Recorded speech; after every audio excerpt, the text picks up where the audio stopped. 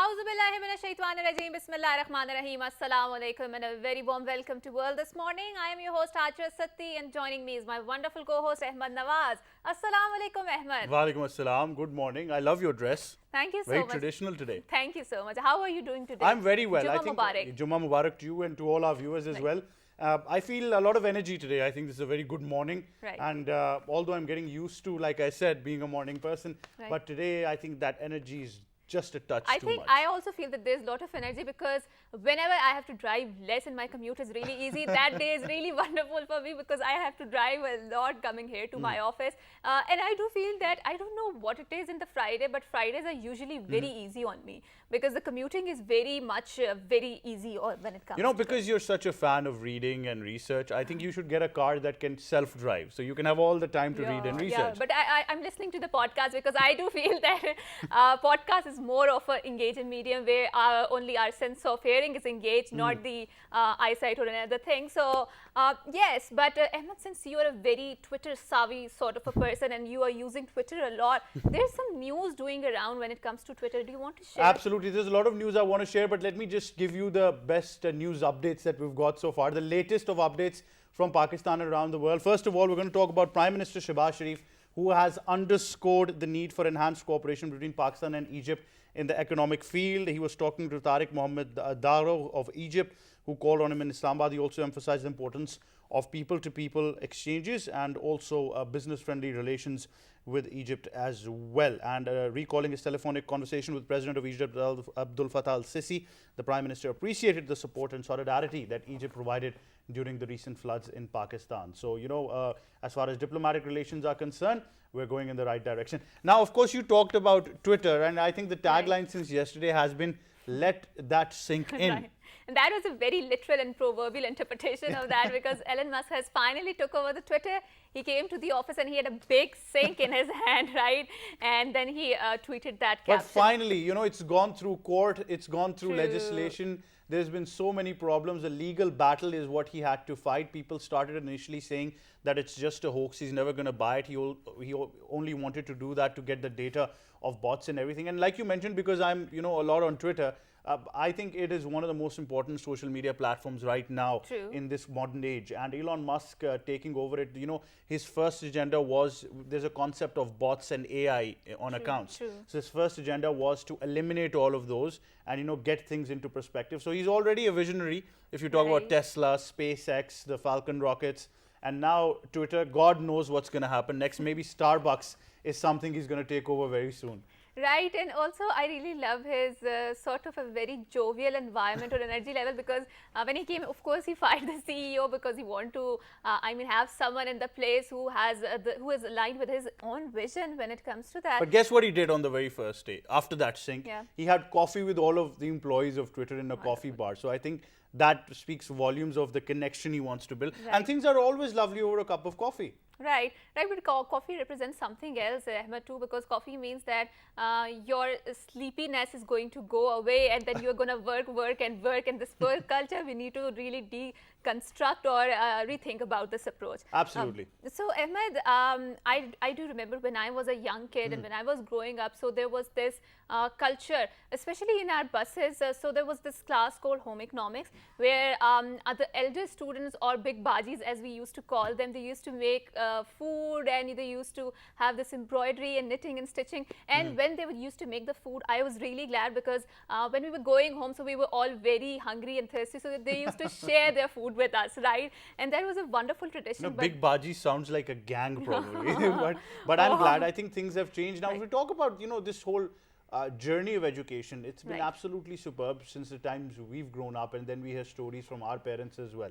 But now in the modern times, it's changing, I would say, rapidly, Hajra. And that's why the role of educational institutions is more greater than it was ever before. I understand, every day and age has its own challenges, but in this modern world with technology, with the COVID pandemic, natural disasters, everything happening, the role of an educational institution goes sky high. Right, and we need to rethink a lot of our approaches when it comes to education, because obviously, like you mentioned, there's digitalization, then there's COVID hitting up, and it has changed the face of the education. So, without any further ado, we would like to introduce our guest and have this broader conversation with her. We are very glad that we have been joined by Miss Asya Tala, who happens to be MD SLS Montessori School and Colleges, and she's a very ardent educationist. So, Assalamu alaikum, madam, and thank you so much for coming to our show. Walaikum assalam. It's been a pleasure to be with you today. Well, good morning, ma'am, first of all. Good morning. And I might say that I'm getting a lot of energy on this side. So you're a proper morning person, that means. Thank being an you. educationist. Yes, yes. But like we mentioned, the first things first, I really want to understand, and then of course, Hajra is going to get all that research in, is that how have times changed? As an educationist yourself, you must remember your days of school, and now on a position where you're changing so many lives. How would you see that change, first of all? I think in many ways it's a lot of positive change taking place also, but everything positive has some drawbacks also. Like during COVID, when these online classes started, the children was exposed to mobile phones because they had to attend the classes, and then they had to be very proficient with computers to attend the classes. And once that, of course, was very beneficial for them during that time, but then later on the parents came with a lot of other problems which had to be handled. But I believe that comparatively our school did not have too many issues, because we have throughout, if you see our insignia, insignia shows that there is a light entering the prism and then it is spreading out in different colors. So what we believe is that when a child enters SLS, his personality is molded in different ways, and he comes out to be one of the best human beings in the world. See, so, and one of the main reasons for that was that from the Montessori level onwards, primary and secondary, we have introduced a subject called values education, and we have our own books for that subject, in which children are taught about different values which are inculcated in them, and the books are based on the values taught by our Prophet, peace be upon him, and the values are taken from our holy book, Quran. When children are made familiar with these things, they talk about it and all, there is very positive impact on their personalities. So comparatively, there was not too much hassle later on that the parents faced. That's wonderful. I think, Hajra, talking about values in this age, there are still institutions, because obviously education has become a marketing business now, but I'm glad that there are still institutions out there like SLS who are actually still sticking to their core values. Right, and I do feel, Ahmed, especially in the age of digitalization, it is very much important to have the right sort of training or exposure towards our kids and how they're exposed to information, because there's a wealth of information out there and there's a poverty of wisdom. So, madam, I do believe that you have the technical and education institutions that you impart these sort of skills to the young people out there. Why don't you elaborate on that? The first and the most important thing that I would like to share with you was that the vision behind starting SLS was that we should be able to provide the best quality education to children within affordable fee structure. And we have been maintaining it for last 40 years now. We provide the best of the facilities, best of the privileges to the parents and the students, and the fee structure is still very minimum, and children thoroughly enjoy it, and a lot of them benefit. It started as a very small school, and now it has thousands of students, and there are branches in all the vicinities of Rawalpindi and Islamabad.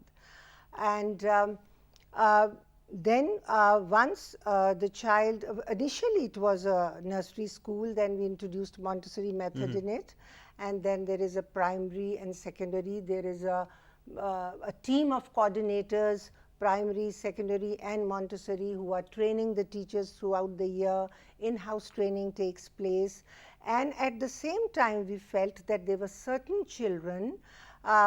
We started this Bostane-Ilm school also, which was a school for underprivileged children. Wonderful. And we started it about 13 years back, and there was no bar of age in it. Children of all underprivileged families were taken. It was a primary school, Montessori and primary school, and then it later on, when we feel that there are some children who are capable of going to higher classes, we pick up those children and we put them in our day school. This school runs on donations, zakat and sadaqat, and we in our value education share with our children that they have to share their privileges with these underprivileged children, which our day school children do. And then these children, they are put on scholarship in our day school, and many of them have done metric. These Bostane have done metric from our day school, and they carry the certificate of SLS Montessori High School and College. And in fact, the other day I came across a young gentleman who is now studying in NUST, and he came very proudly and he shared with me, "Ma'am, I am your student of Bostane-Ilm." Wonderful, wonderful. This is such an inspirational story that people are actually utilizing that skills and they are climbing to the top. Yeah. So, Madam, there is a lot of narrative around the inclusivity and the diversity, and how we should make sure that the people who have disabilities or differently able are also included in our social work, in our society, in the way that like neurotypical people are. So, what is your initiative about making sure that people who are differently able or kids who are differently able are also included in the mainstream educational activities? We have that. We have got lots of children studying with us who are dyslexic. Okay. We work on them. Right. There are lots of children with physical disability. Of course, sometimes we need to keep, the parents need to keep a shadow teacher with them also. Otherwise, the teachers are trained to look after them. And online, till today, we have not finished our online classes.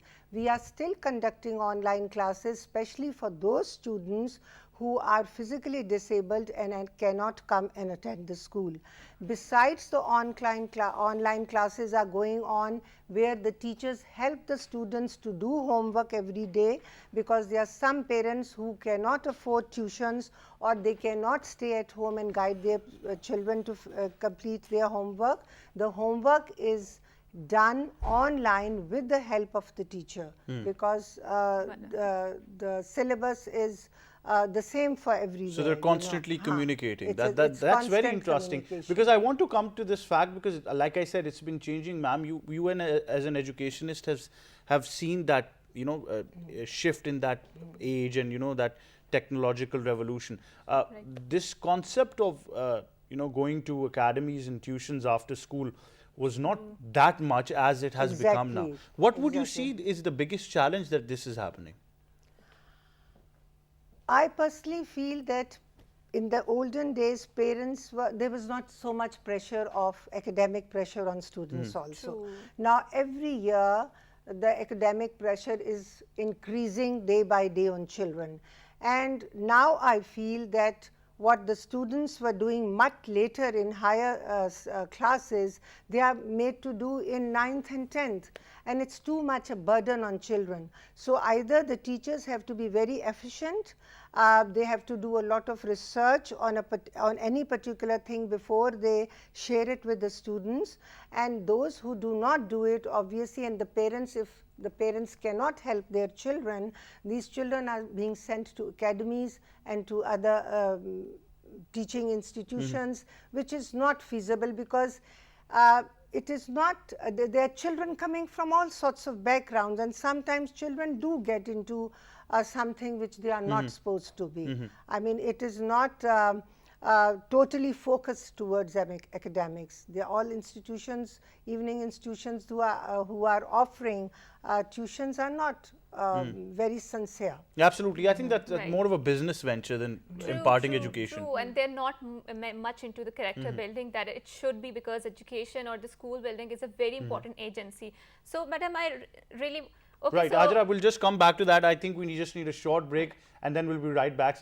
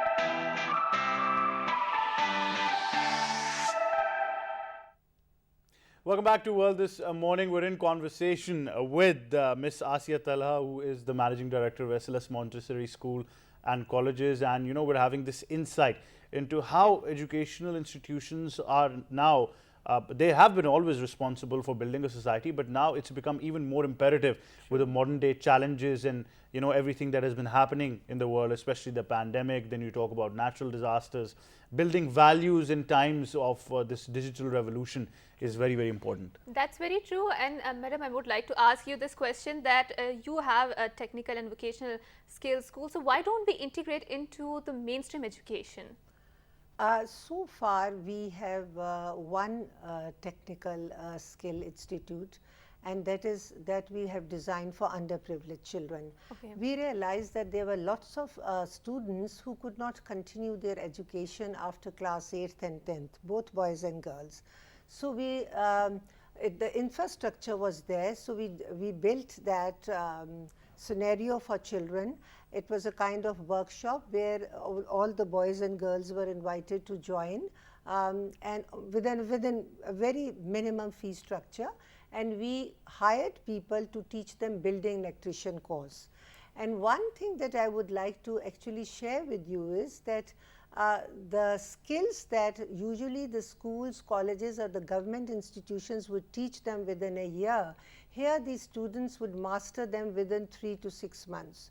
And then they would go out and they were able to earn their living in a very dignified manner. Not only the building electrician course, the electrical appliances which were used every day in the house, like electric kettle, toaster, motor winding, mobiles, fridges, all these the children were trained to mend them and provide the service again, so they could be serviceable again. Similarly, then we started for girls. Right. The girls they could stitch the curtains. The girls were taught to do embroidery, cutting, stitching, flower making. And then the outstanding girls after the courses were usually issued a sewing machine, so that if they do not have other way of earning their income, they would be at home taking orders, cutting and stitching clothes for ladies and for children. Now they have also started working on making uniforms for school, and there are trained teachers who are supporting them, providing them resources, and now they are working. And I think it's a great achievement for SLS, because these boys and girls are now standing on their own 2 feet and providing not only income for themselves but for their families also. It's like providing entrepreneurship at the same time, and I think which is a very wonderful model. And you know, that's, we always talk about you know, having that self of responsibility, that sense of responsibility to give back to society. And I think that's what Ms. Asiya has been doing for the past 40 years. And I think the nation truly owes people like you for actually, you know, keeping hope alive at least. But at this scenario, we also know that, you know, your students practically have been engaged with many major organizations and have been going around the world as well. Can you please tell us about that? Yes, we have been associated, our students have been associated with British Council since 2004.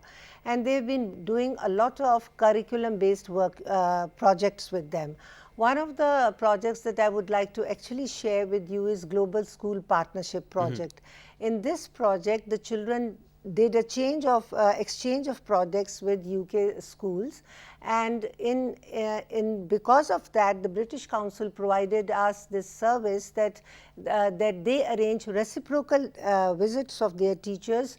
Our teachers would go over there, spend 1 week, 10 days in their schools, meet their teachers, spend time with students, and their teachers would come and do the same here. So there was a lot of cultural exchange.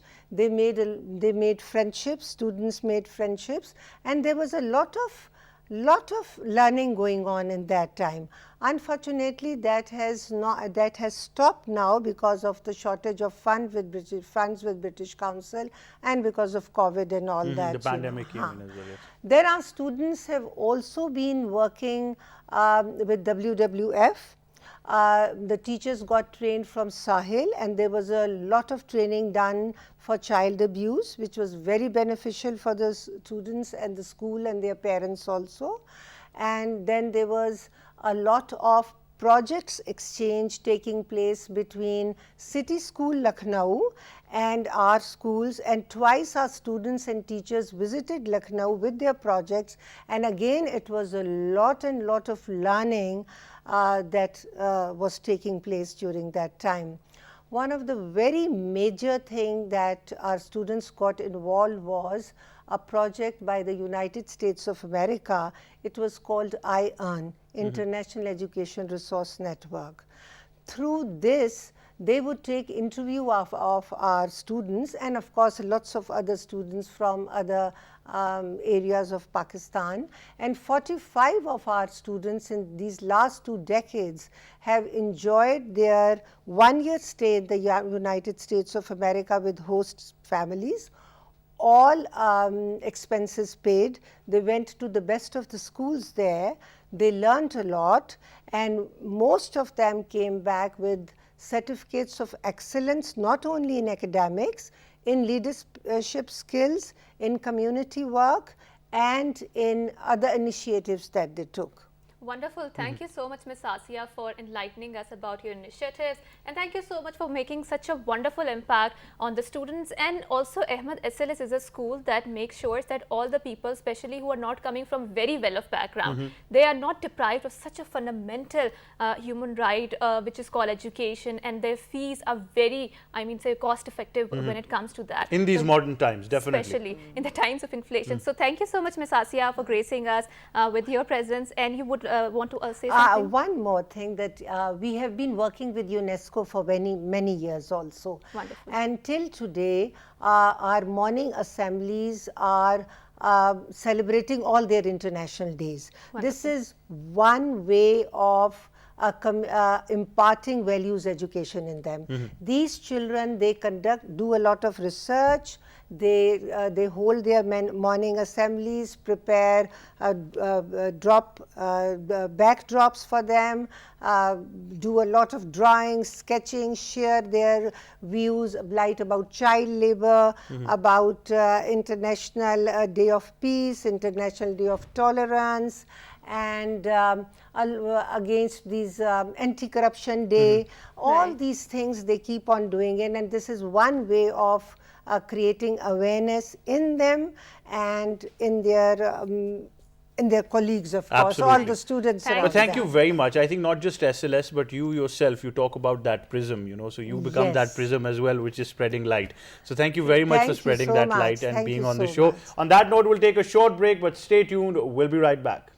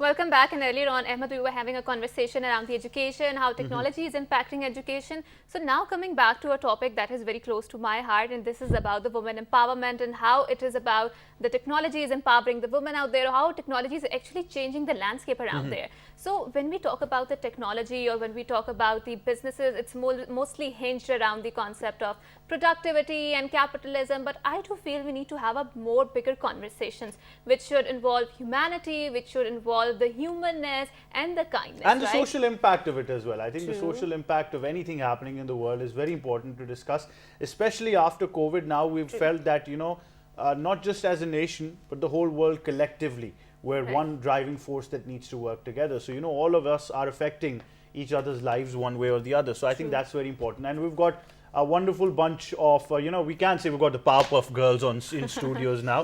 We've got this wonderful bunch of ladies who are going to be talking about the social impacts and, everything involved when it comes to entrepreneurship and technology and spreading kindness. And of course, first of all, we've been joined by somebody who's a technology entrepreneur, a Forbes book author, and a public speaker.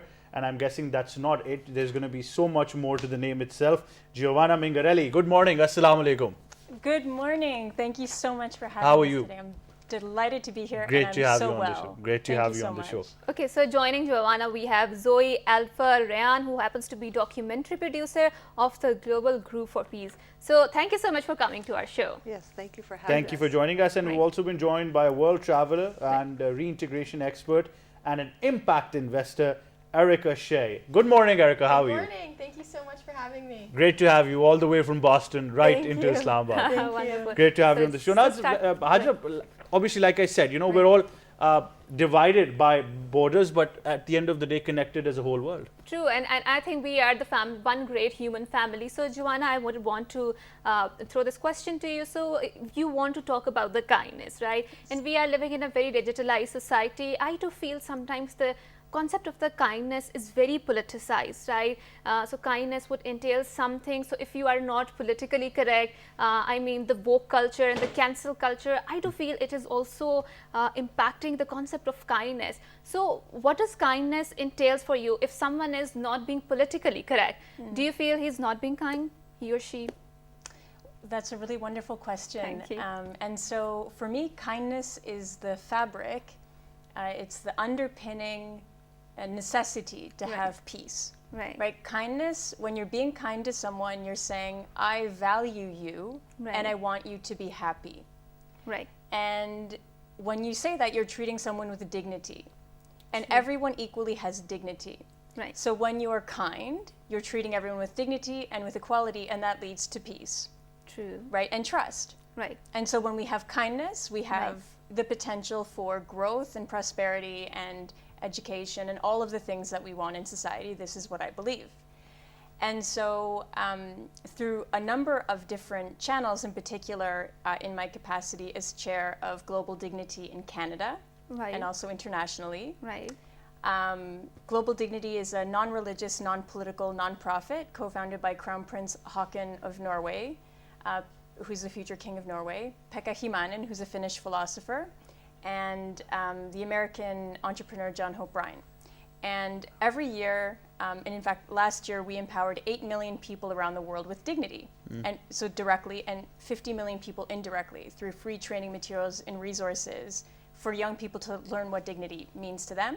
Right. And as part of that, we've been running a global kindness campaign on social media, Wonderful. where we've collected over 3.5 million acts of kindness across Facebook, Twitter, and Instagram. And we're showcasing them all on our website at globaldignity.org/unite-kindness. And so the reason for this, for an organization that's really committed to dignity, to bring in kindness, is because, again, kindness is at the heart of dignity. Right. And when you treat people with kindness, again, you're showing them you value them, you believe in them, and that they are worthy of your kindness. So I think it's at the heart of many things. And to answer your question about cancel culture and woke culture, I really do believe that the world needs more compassion Right. and responsiveness that is centered in thoughtful intelligence rooted in kindness. And if we had that, it would allow for people to heal, right? So often Right. we react to things in a very retributive way True. instead of a healing way, right? Right. So of course every situation is different, but I do believe that kindness can help, heal in the face of canceling, and it can also help provide understanding Right. in the face of wokeness, which assumes a very particular viewpoint, which may or may not be held by all parties. Very interesting. I think, Interesting. it really spurs that debate of having our own definitions, but at the end of the day, kindness. You know, what more could you want from the world? You know, they say just smile at a person, and I think you've made their day. Absolutely. So you never, you know, these little acts and little deeds of kindness can truly change the world. Miss Zoe Alderfer Ryan, you know, a documentary producer, already speaks volume of the glamour that is there. But Global Groove for Peace, I actually love this, you know, title. So what was the thought behind this? Well, exactly what we're talking about, which is we are so much more alike than we are different. And music is a universal language that is spoken in all cultures. So what we really want to do with this is use the universal language of music to connect people around the globe to the peace and harmony that exists. And Pashtunwali, right? What is one of the tenets of Pashtunwali? Yes. Kindness. Kindness. Right? Right. And like you mentioned about the smile, I've had the wonderful, incredible opportunity to live around the world on all the continents now except for Africa and Antarctica. And my currency is a smile. And it translates in any language anywhere in the world. And so it's just been an honor to be here and to listen to the music and meet the people.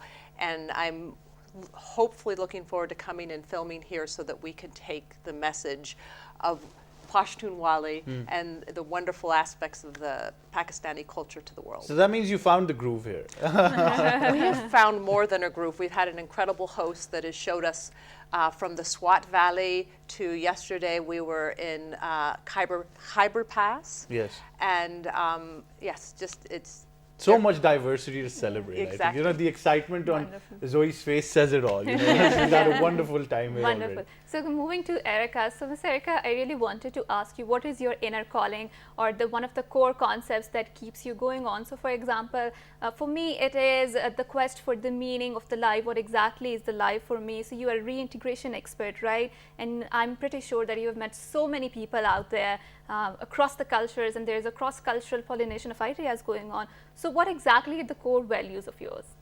Wow, that's such a great question. I think that my core values are love, peace, respect. Persistence is really important. And just always being a constant learner of life, always being a student of life. Because, you know, in all the different places that I've been to, I learned something new, and that's a really, really important thing for me, because just living in just being in one place for me, I realized as I was growing up that I only had like one page of a book, and so every time I go to a new place, I have a new page, and I'm able to learn, okay, this is what's happening here, this is what's going on here, and that helps me to understand where I'm going in life, because yeah. So coming to, Just almost poetic. Yeah. So, Ms. Giovanna, I really wanted to ask you, so you mentioned about your project is hinged around kindness and dignity, and I also talked about in the introduction how, Ahmed, we need to have conversations about technology and about education, which should be more than about the capitalism, more than about the productivity, and they should be hinged around the humanness and human dignity. But then again, the concept of dignity is so I mean, different in every culture, right? So something cannot be very dignified in one culture, while it can be dignified in another culture. How do you reconcile around this differences of opinion within the culture when it comes to dignity? So I think the most important thing for me is to remember that dignity in all forms is to be celebrated. Every culture does have its own interpretation of dignity. And in fact, this is why when we are hosting events like Global Dignity Day, which just happened on October 19th, where 1 million kids, kindergarten to grade 12, all around the world celebrated dignity. We're very careful to not try and, you know, quote, teach what dignity means. We actually invite the students to say, what does dignity mean to you? And then the students can use in their own language, in their own terms, what dignity means as per the appropriate cultural suggestion. So for example, in Northern Canada, in the Arctic, Right. Dignity is really connected to food security, right? Because a lot of children are going to school Right. and needing breakfast. And this is something, so for the children, they're having food and going to school in the morning is really very much about what they want to talk about. If you change the situation to a school in New York City, then the students sometimes want to talk about art and how they feel they have dignity through the arts, for example, right? And so it really depends, or a child in Kenya, right, will want to talk about dignity and how dignity means they are able to go to school. And so it's always different depending on the culture, and it's always to be celebrated because it's in our differences that we come together and create such a colorful, beautiful world, right? And and that's what dignity is trying to do, is that we are all different and we all have dignity, and it means something else to everyone, and that's fantastic. Wonderful, right? Like I think like that's the point, and that's what makes it dignity. I think that diversity makes it even more special when you talk about those factors, you know. For someone it might be just a provision of clean drinking water. For somebody it might be so many other things, you know. Probably traveling would be their sense of dignity as well. But it's interesting how this diversity is still there. Zoe, the world is probably more divided than ever before, let's be very honest. But the great part about it is that you can still communicate, and you can communicate, and you know, there is in every human being, be it good or evil, I still believe that there is still light and hope in that heart. All you've got to do is just try to explore a way to get it out. Do you think music is one of those best ways? Absolutely, I think music is one of those best ways. If you look up hobbies, listening to music is the most practiced hobby around the world. Every day, if you think about your lives, I'm sure you have a soundtrack, and you can go to your favorite artist when you're sad, when you're happy, when you're doing family celebrations. All music is centered around so much of our lives. We just went to dinner last night in Peshawar, and there was, I wish I knew the names of the instruments. This is rabab, basically, traditional rabab. Yes, and just to listen, you know, I will have that soundtrack recorded as Pakistan in my mind. And so it allows us to share a commonality. And you say that there's so much division, but I disagree. We're told there's so much division. And when I set foot in Pakistan, in Lahore, I was stunned, because this is not the story I have been told of Pakistan. This is not the story I've been told of the people. You are all incredible, and every person we've met has been incredible. And so I'm not saying there's not negative stuff going on, but the purpose of Global Groove for Peace is really to unite people around the good that is going on and tell the story of the incredible good, and how much we are, even though we have different foods and different music sounds, we still have food, we still have music, we still have a smile, we still have kindness. And that's what we want to use music as an instrument to tell that story and really shine a light on the positivity around the globe. Absolutely. Wonderful. So Erica, I want to move to you. I really wanted to ask you, because you're traveling around the globe and you're also the reintegration expert. And Pakistan is known as the land of hospitality, and especially the area of Peshawar where you went, they're famous for their hospitality, right? So I want you to please explain to us some of the interesting cultural encounters that you had with the people, and what did you learn out of that? Yeah. I've had so many amazing interactions with people. Everyone is so nice. Everyone is so kind. I feel like everyone is always going like this. Right. And to me, I'm like, everyone's like leading Sign with of their respect heart. and dignity. Yeah. Everywhere, everywhere I pass, everyone's like this, and it draws me to do it also. Like everyone does it, and then I'm also like this. I'm like, Wonderful. wow, everyone is like leading with their heart, it feels. And actually, the first thing that I'm thinking of is chomps when you say that. Chomps. I'm like, I cannot wait to have chomps after this. That's what I'm thinking about. So you now. love the food. That's I one love part. the food. I mean, who would have thought, you know, Boston Red Sox, you know, girl coming all the way and enjoying chomps and dressed all traditional and, you know, represent. And that's the beauty of diversity, isn't it? Definitely, definitely. So coming back to you, Joanne, I really wanted to ask you, because you're working a lot on the concept of dignity and kindness. I also want you to recount some of your encounters here, and what did you learn out of the South Asian culture? Oh my goodness. So like Erica and Zoe, I've had such an incredible time. I have to say, I'm so grateful for the hospitality of the country, the people, our hosts, beautiful hosts. And our first day, in fact, in Lahore, we met with the governor of the state of Punjab. Okay. At the governor's home. This was beautiful, beautiful residence, and we were so welcomed. Like we arrived and we're like, wow, you know, what an incredible place. And you know, after that, we visited the Lahore Museum and all of these incredible both Buddhist and Muslim relics.